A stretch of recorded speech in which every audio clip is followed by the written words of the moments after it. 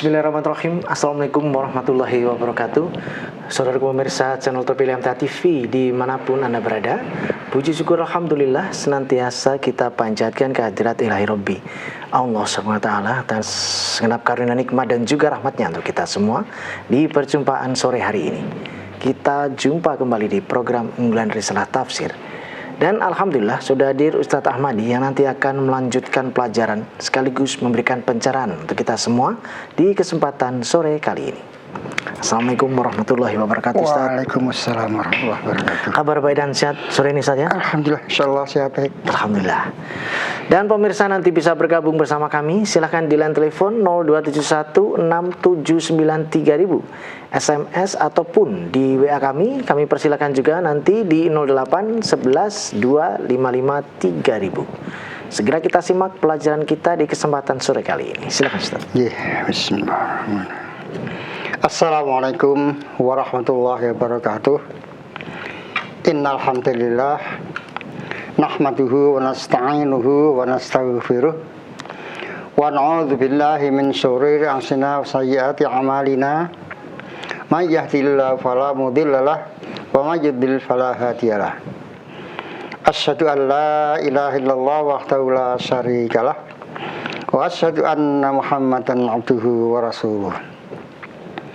Allahumma shalli wa sallim wa barik ala Muhammadin wa ala alihi wa ashabihi ajma'in, amma ba'du. Qala ta'ala fi kitabil karim, a'udzu billahi minasy syaithanir rajim. Ya ayyuhalladzina amanu taqullaha haqqa tuqatih wa la tamutunna illa wa antum muslimun. Kaum muslimin muslimat rahimakumullah, pertama marilah kita unjukkan puji syukur kita kepada Allah SWT atas limpah nikmatnya, karunia rahmatnya pada kita semuanya, terutama nikmat iman Islam yang insya Allah pertahankan dalam hati kita sampai detik ini. Alhamdulillah kita sebagai orang yang beriman, orang Islam, itu perlu kita jaga, kita syukuri sampai akhir kita. Kemudian nikmat yang luar biasa yang kebanyakan manusia lalai dan rugi, yaitu nikmat kesehatan dan kesempatan. Dua nikmat yang kebanyakan manusia rugi karena lalai, yaitu kesehatan dan kesempatan. Semuanya boleh ada, iman ada, Islam ada, harta sebanyak mungkin ada, tapi ketika badan sakit semuanya tidak akan banyak berfungsi. Ya, setinggi apapun ilmunya, kalau dia sakit, apalagi di rumah sakit, tidak bisa berusaha apapun ilmunya, tenaganya, semuanya. Bahkan hartanya bisa habis untuk mengembalikan kesehatan yang hilang karena sakit. Ini. Maka ketika Allah masbir kepada kita nikmat sehat, kita syukuri. Dengan syukur yang sebenarnya syukur, yaitu menggunakan nikmat Allah itu dalam rangka taat kepada Allah. Dalam rangka taat, jangan sampai nikmat kita gunakan untuk bermaksiat kepada Allah. Na'udzubillah. Itu namanya kufur nikmat, bukan syukur nikmat. Kemudian kami rahimahullah, sebenarnya untuk sehari hari ini adalah risalah tafsir, namun kemarin kami dapat jawilan ya, untuk minggu ini, yaitu untuk mengulang, yaitu masalah kebersihan. Nah, masalah kebersihan. Jadi kalau kita kembali kepada Al-Quran, ada asbabun nuzul ya, sehingga Nabi mendapatkan sekian banyak ayat karena ada sebabnya. Walaupun tidak semua yang Allah turunkan dengan sebab, namun banyak dari ayat yang Allah turunkan kepada Rasulullah karena ada sebabnya. Begitu juga dalam hadis ada asbabul wurud. Kenapa riwayatkan hadis itu? Karena ada sebabnya. Maka Rasulullah bersabda, Rasulullah meriwayatkannya. Nah ini juga di masalah ini ada asbabulnya, ada sebabnya. Ini sebab kejadiannya apa? Nah ini sangat penting karena apa? Semua menjadi latar belakang kita melaksanakan sesuatu. Walaupun tidak harus ya, tapi itu sebagai latar belakang kenapa kita berbuat itu sangat penting. Bagaimana juga asbabun nuzul, asbabul wurud, satu hadis. Jadi kita tahu kejadian yang terakhir, katakanlah ini, Yaitu karena kita sekali lagi, terutama kita warga MTA, dari manapun dia berada, dari mana dia asalnya, tua, muda, besar, kecil, laki, perempuan sama. Yaitu karena terjadinya suatu masalah yang sebenarnya itu satu hal yang lumrah dimanapun bisa terjadi. Lumrah terjadi. Yaitu ketika kita berkegiatan, perkegiatan. Sehabis kegiatan itu pasti ada sisa-sisa kegiatan itu yang namanya sampah. Itu dimanapun dan kapanpun pasti terjadi. Ya. Tapi karena jadi masalah, ini masalahnya. Apa itu harus tidak harus terjadi. Sebagai orang beriman, orang Islam mengerti kan gitu. Di antara satu cabang iman yang terakhir, yaitu Rasul katakan imatatul adza anit thariq. Itu menyingkirkan gangguan dari jalan. Menyingkirkan gangguan ada satu yang menyakitkan, yang merusak, yang mengganggu, itu disingkirkan. Nah ini termasuk di dalamnya cabang iman, yaitu kebersihan tempat tinggal, tempat kita berada, lingkungan kita. Ini termasuk cabang dari iman. Yang saya katakan iman ada 70 atau 60 cabang. Yang tertinggi adalah ucapan la ilaha illallah, yaitu akidah. Yang tertinggi adalah akidah. Akidah salah sudah selesai, tidak ada masalahnya, tidak ada urusan dengan Allah. Akidah tidak boleh bercampur dengan apapun. Kesyirikan, khurafat, tahayul tidak boleh masuk dalam akidah kita. Harus bersih betul tauhid kita. Kemudian cabang-cabang yang lain tidak semuanya disebutkan, di antaranya yang disebut Rasulullah al-haya minal iman. Malu juga termasuk cabang dari iman. Nah ini. Dan banyak karena ada 70 cabang. Nah, yang terakhir wadnaha, yang paling bawah, bahasa Rasulullah, yang paling bawah wadnaha imatatul adza anit thariq. Nah ini itu menyingkirkan gangguan dari jalan. Jadi tidak sepatutnya orang yang beriman, siapapun itu, dimanapun mereka, kan itu menciptakan gangguan untuk orang lain, apa itu di jalan atau di lingkungan kita, itu yang tidak boleh terjadi.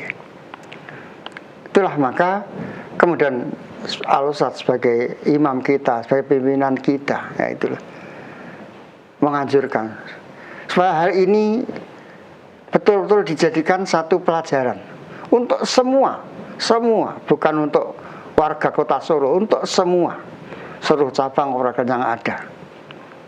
Nah, ini sehingga dikehendaki ini bukan hanya lingkungan kita ngaji saja, bukan lingkungan pengajian kita saja yang bersih dari sampah. Prinsip kita jangan membuat sampah, tapi itu tidak mungkin. Sekali lagi, setiap berkegiatan pasti ada sampah.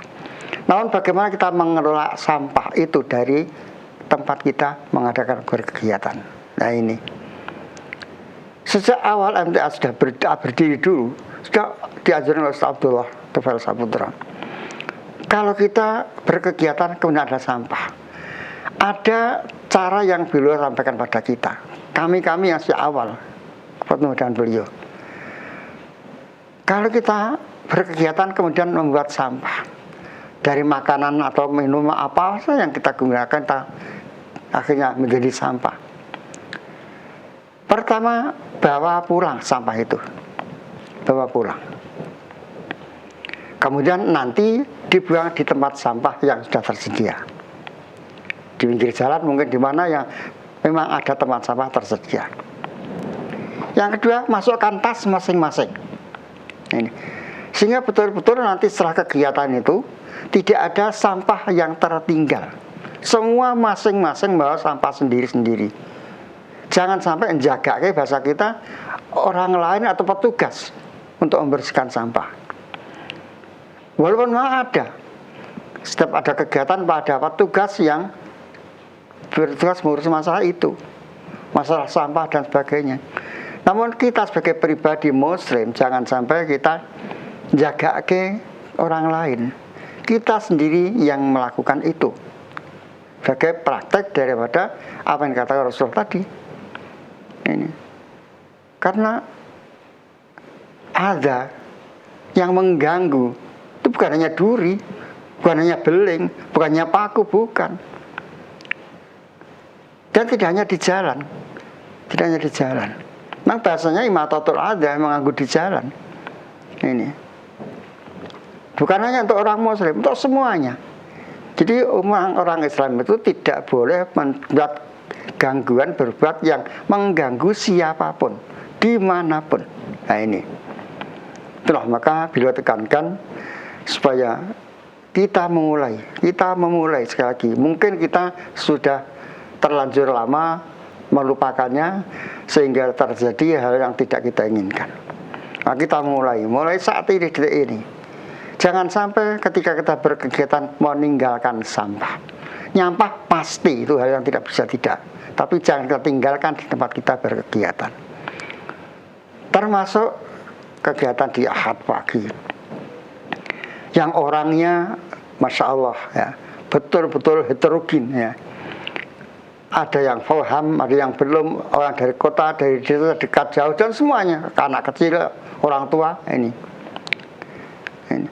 Ini sangat besar kemungkinan untuk terjadinya sampah. Pasti itu. Anak kecil pasti makan. Mungkin orang tuanya juga makan permen, makan roti dan sebagainya. Pasti ada sampah. Tapi jangan sampai sampah itu kita tinggalkan di tempat kita berkegiatan. Tadilah anjuran Asad Abdullah Tufail. Masukkan tas, bawa pulang. Atau dibuang di tempat sampah yang tersedia. Siap betul-betul kegiatan selesai, tempat itu bersih. Bahkan lebih bersih daripada sebelum kita gunakan kegiatan. Nah ini, itulah yang harusnya kita lakukan. Maka untuk hari ini sekali lagi, yang sebenarnya adalah salah tafsir, namun sekali lagi untuk penguatan apa yang dicanangkan beliau tentang kebersihan ini.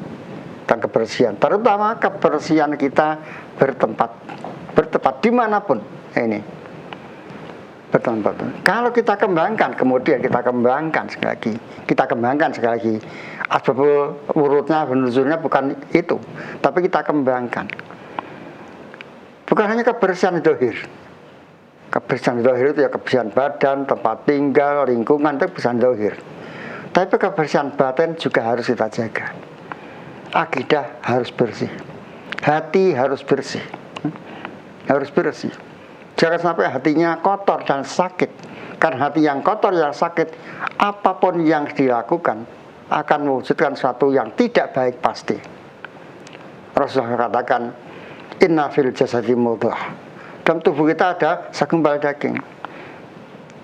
Insaluhat, kalau daging itu baik, maka saluhal jasadul kullu. Akan baik semua tubuh yang ada dalam tubuhnya. Dari kepala sampai kaki, produknya pasti baik. Pasti baik. Tapi wa in fasadat, kalau hatinya rusak fasad kan itu. Fasadal jasadul kullu. Akan rusak juga seluruh yang dilakukan dalam tubuh itu. Ini cara berpikirnya, langkah kakinya, perbuatan tangannya akan rusak. Dan itu semuanya karena hati. Maka mari ya, kita bersihkan hati kita dari kotoran-kotoran hati. Kotoran hati. Nah, ini apa itu yang namanya takabur, namanya sombong, namanya ujub, namanya sum'ah dan sebagainya, atau yang lain-lain. Ghibah itu sakit hatinya yang sakit. Nah, badannya sehat cekar gitu. Tapi karena sakitnya hatinya bisa jadi ghibah, dengki, ini dan sebagainya. Itu sakit hatinya. Sehingga produknya pasti tidak baik. Nah, ini. Maka selain fisik kita sehat, ya, lingkungan kita sehat karena dengan bersihnya lingkungan kita, hati kita harus kita juga bersihkan. Sehingga kehidupan kita ini bukan hanya selamat lahiriahnya, tapi juga selamat batin kita. Bukan selamat tempat tinggal kita, lingkungan kita, tapi selamat hidup kita secara keseluruhan. Ini. Jadi sekali lagi, monggo kita kembali pada sebab kejadian ini, yaitu karena kita kurang perhatian dalam mengelola sampah. Terlebih lagi, beliau tekankan, kalau kita berkegiatan itu bukan di tempat kita. Ini lebih lagi. Di tempat kita pun kita bersihkan, apalagi bukan di tempat kita. Apalagi kita pinjam, katakan begitu. Itu harus lebih jadi perhatian kita. Ini. Dimanapun, bukannya di pusat, di cabang dan sebagainya. Mungkin suatu saat kita mengadakan kajian umum, pengajian umum, gabungan dan sebagainya. Kita pinjam tempat, balai kota atau di kelurahan dan sebagainya. Jangan sampai kita membuat kerusakan di situ dengan meninggalkan sampah. Berangkat, datang bersih, pulang harus lebih bersih. Inilah yang Rasul canangkan dan Ustaz canangkan juga begitu. Maka sekali lagi, kalau kita mengingat asbabul wurud, asbabul nuzul kejadian ini, ya ini perlu kita tenangkan betul. Kemudian kita kembangkan supaya hati kita juga jadi bersih, sehingga tidak ada lagi yang namanya dengki dan sebagainya dalam hati kita. Ya begitu. Ya. Baik pemirsa, kami harapkan nanti Anda bisa bergabung di sesi yang kedua, insya Allah nanti di line telepon 0271 6793 000, SMS ataupun di WA kami di 08 11 255 3000. Namun sebelumnya kita akan simak beberapa informasi dalam rangkaian Jeda Pariwara berikut ini. Baik saudaraku pemirsa channel terpilih MTA TV dimanapun Anda berada, terima kasih Anda masih setia bersama kami, khususnya di program unggulan Risalah Tafsir pada kesempatan sore kali ini. Anda sudah bisa bergabung, kami persilahkan di line telepon 0271 6793 000, SMS ataupun di WA kami di 08 11 255 3000. Kita bacakan Ustaz yang sudah ada di WA dari Ibu Suwati di Sulawesi Selatan. Mohon dijelaskan Ustadz, surah At-Taubah ayat 19 dan 20. Apakah di ayat 20 itu dikhususkan untuk orang yang berperang? Dia akan mendapatkan derajat yang paling tinggi di sisi Allah, Ustadz. Saya baca dulu ayatnya. Surat At-Taubah, surat ke-9, ayat 19-20. Allah berfirman, A'udzubillahi minasyaitonirrajim. Aja'altum siqayatal hajji wa imaratal masjidil harami kaman amana billahi wal yawmil akhiri wa jahada fi sabilillah la yastawuna indallah wallahu la yahdil qaumadz zalimin. Apakah orang-orang yang memberi minuman kepada orang-orang yang mengerjakan haji dan mengurus Masjidil Haram kamu samakan dengan orang-orang yang beriman pada Allah dan hari kemudian serta berjihad di jalan Allah? Mereka tidak sama di sisi Allah, dan Allah tidak memberikan petunjuk kepada kaum yang zalim. Jadi yang pertama ya, di sini ada dua kelompok manusia ya. Kita tahu ya, jadi Masjidil Haram itu ada bukan pada zaman Rasulullah, yaitu sejak zaman Nabi Ibrahim. Ya. Jadi Nabi Ibrahim misalnya membangun Ka'bah, membangun Masjidil Haram, Ka'bah itu. Nah, setelah itu, katakanlah tinggal peninggal beliau, Ka'bah bukan lagi jadi tempat ibadah yang bersih, bahkan dipenuhi dengan arca, berhala dan sebagainya. Sehingga yang mengurus pun bukan orang yang beriman. Nah, orang beriman. Yang ngurus ya orang-orang kafir, orang musyrik itu semuanya. Jadi bukan orang beriman. Jadi ngurus Ka'bah sebagai tempat ibadah yang dulu dibangun Nabi Ibrahim, tapi mereka tidak beriman. Justru kebalikannya. Mereka menyembah patung berhala yang bahkan memenuhi sekitar Ka'bah. Sampai dikatakan ada 360 patung di sekitar Ka'bah. Kan luar biasa. Itu tempat suci, dibersihkan, dibangun untuk menyembah Allah. Tapi mereka khawatir dengan seperti itu. Jadi yang dikatakan hati-hati ini, apa sama orang memberi minum haji? Karena haji itu Nabi Ibrahim ada, hajinya ada, tapi pelaksanaan tidak sebagaimana haji yang ditentukan oleh Allah, penuh dengan kemusyrikan. Nah ini, nah, orang-orang Mekah itu masya Allah, mereka sangat dermawan. Jadi para jamaah haji yang datang dari berbagai tempat itu mereka terima, mereka ikrami, hormati dengan baik, disediakan makan dan tempat sebagainya. Tapi ketika mereka itu tidak beriman, tidak ada nilainya apa-apa di mata Allah. Nah ini. Apa sama mereka dengan orang beriman? Oh, sama sekali tidak. Maka apa sama mereka itu dengan orang-orang yang beriman kepada Allah, hari kemudian dan perjanjian Allah? Tentu tidak sama. Tidak sama. Katakan sekarang, katakan ya. Ya sekarang terjadi dan masih banyak terjadi di masa-masa korban. Ya.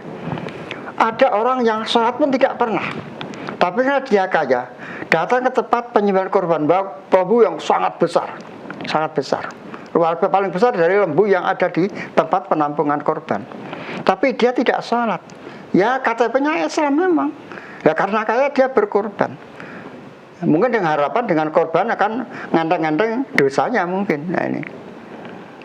Apa sama dengan yang tidak korban, bahkan hanya kerja bakti, ikut mencari daging? Sangat beda.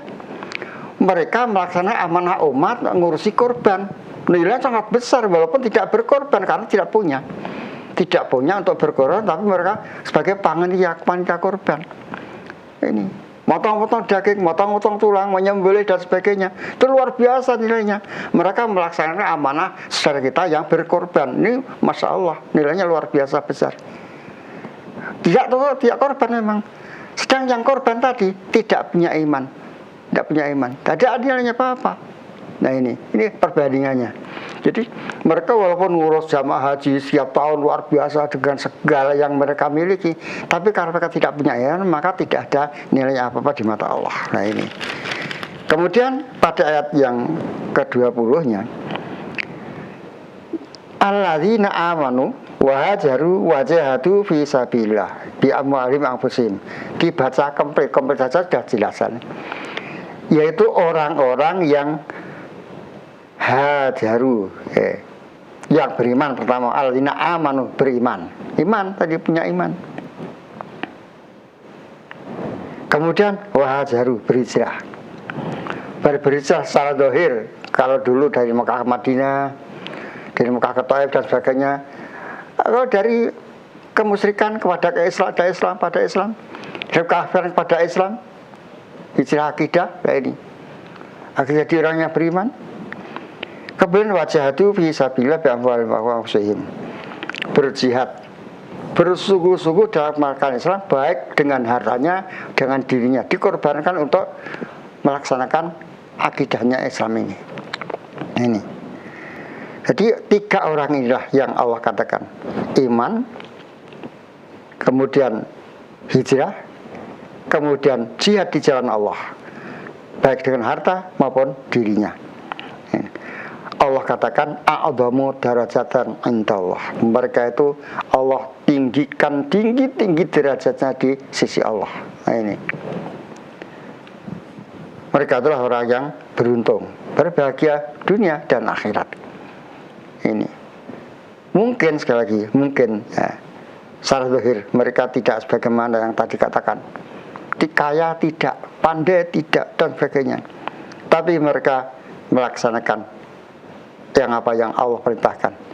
Iman ada, hijrah semaksimalnya ikut dilakukan semaksimalnya. Ini sekarang yang katakanlah keadaan masyarakat yang begini karu-karuan, hijrah dari keadaan masyarakat yang tidak karu-karuan ini, walaupun harus terpencil, harus diisolir dan sebagainya, tidak masalah. Dan semaksimalnya berjuang semaksimalnya dengan harta dan dirinya di jalan Allah. Mereka yang Allah tinggikan derajatnya di sisinya. Dia begitu. Ya.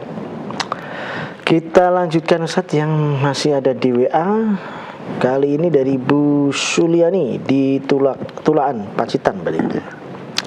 Mohon dijelaskan Ustaz, di surat An-Nahl ayat ke-56 demikian.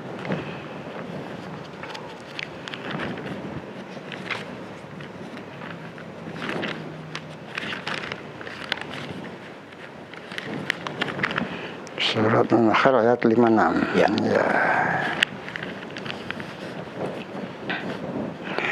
Surat An-Nahl surat yang ke-16 ayat ke-56.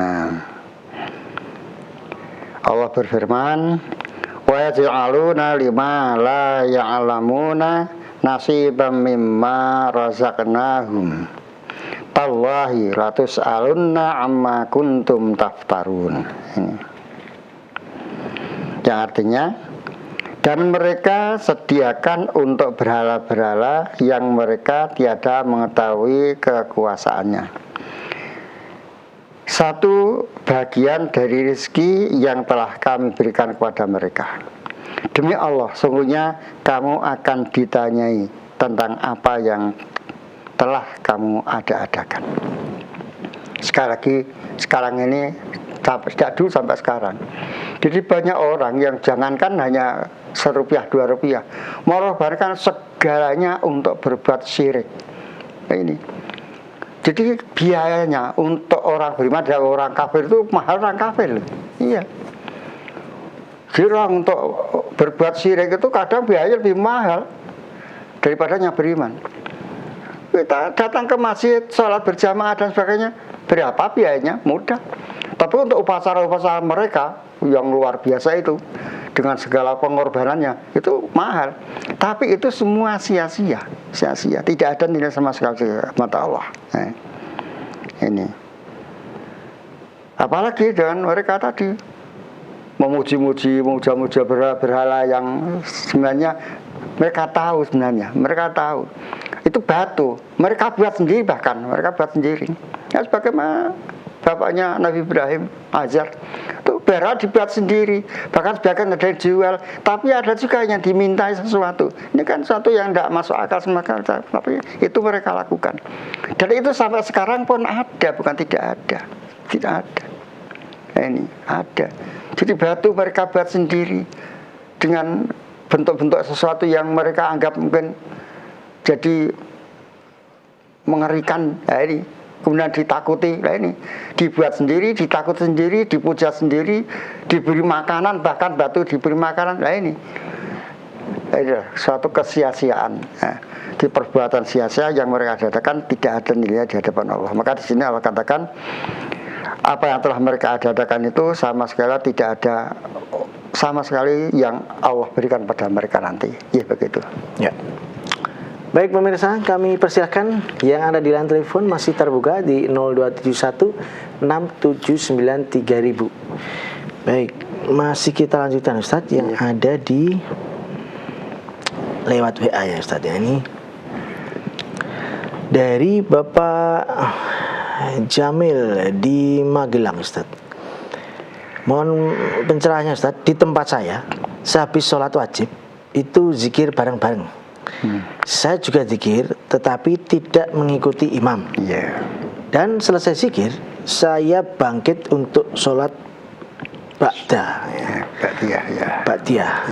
Bagaimana Ustadz saya meninggalkan imam yang lagi zikir jamaah tadi? Demikian. Yang namanya imam harus diikuti itu ketika imam sholat. Ini. Jadi jika imam yu'tamma bihi, dijadikan imam untuk diikuti.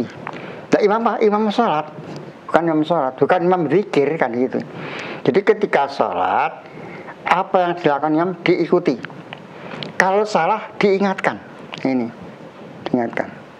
Kalau diingatkan nekat, ya sudah. Kita ada dua pilihan, kita terus atau kita mufaroqah, memisahkan diri. Nah ini. Jadi yang dimaksud imam itu adalah imam sholat, bukan imam zikir, imam yang lain-lain, bukan. Maka ketika sudah sholat selesai kan, sholat itu batasnya dari takbir sampai salam. Kalau sudah salam, itu tidak ada kewajiban mengikuti apa yang dilakukan oleh imam. Imam berzikir apa, sendiri-sendiri atau bersama-sama, membaca doa apa, itu terserah imam. Kita membaca sendiri tidak masalah. Atau kita tidak ikut zikir, atau kita karena ada keperluan yang lebih cepat harus ditinggalkan, ya tinggalkan, tidak masalah. Kita mungkin berzikir di tempat lain, atau kita langsung sholat sunnah ba'diyah setelah itu karena ada keperluan, tidak ada masalah.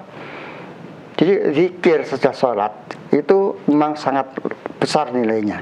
Bahkan saya katakan akan menghapus dosa kita sebanyak buih di lautan sana. itu penting. Tapi zikirnya seperti apa? Tentunya zikir-zikir yang telah dicontohkan Rasulullah, karena ibadah itu harus ada contohnya. Tanpa contoh bukan ibadah, namanya syarul umur, pekerjaan yang paling jelek gitu.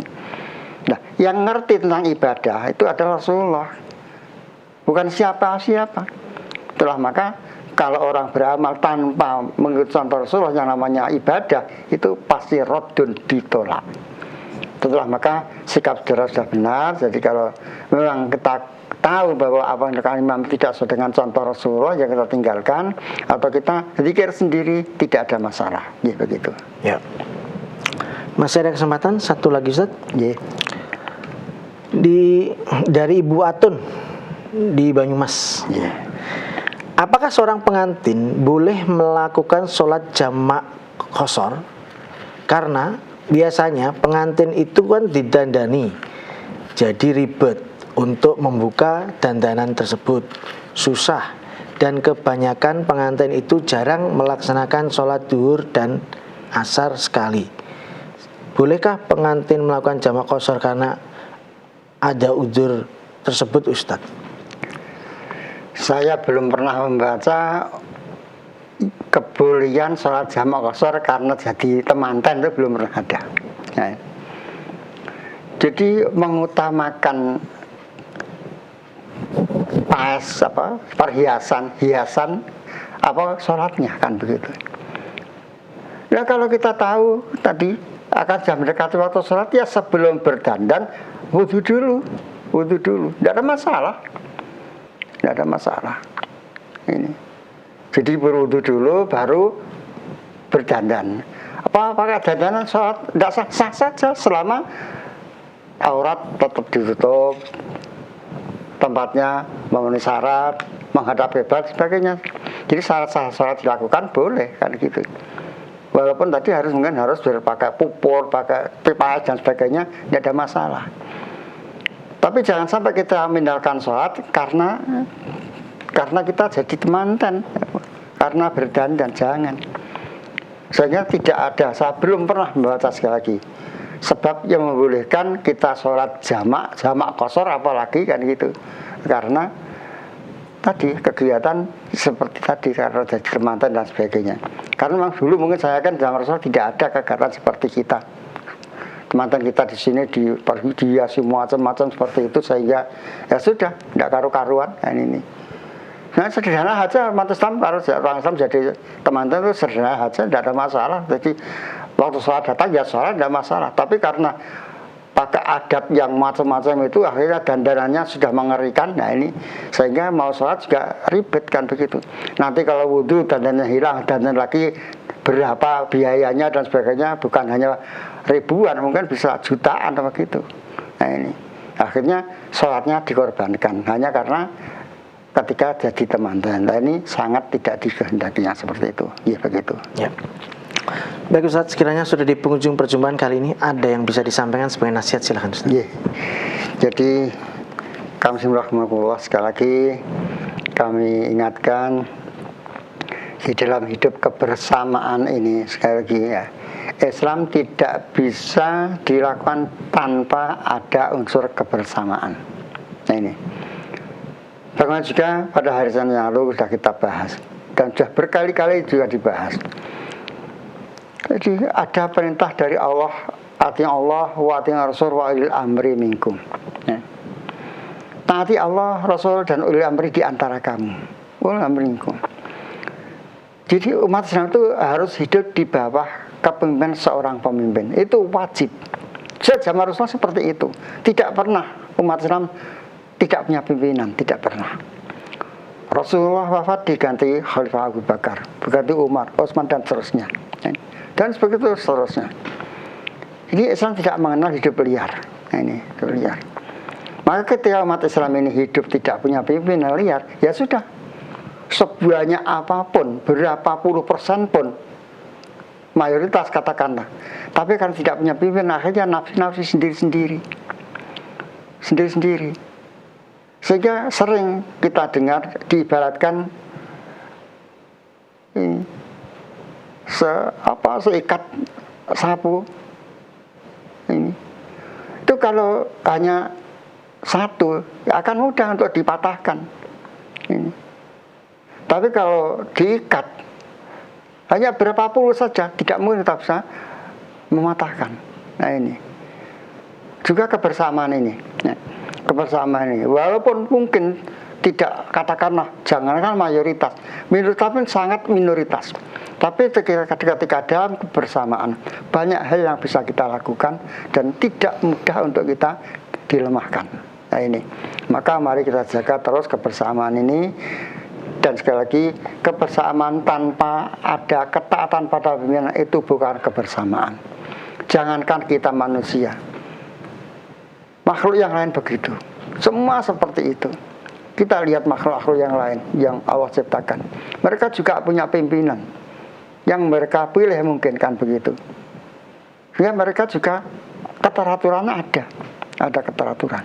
Nah ini, maka mari kita semaksimalnya apa yang telah pimpinan tetapkan, semaksimalnya kita lakukan selama aturan itu tidak melanggar aturan Allah dan Rasulnya. Ya begitu. Ya.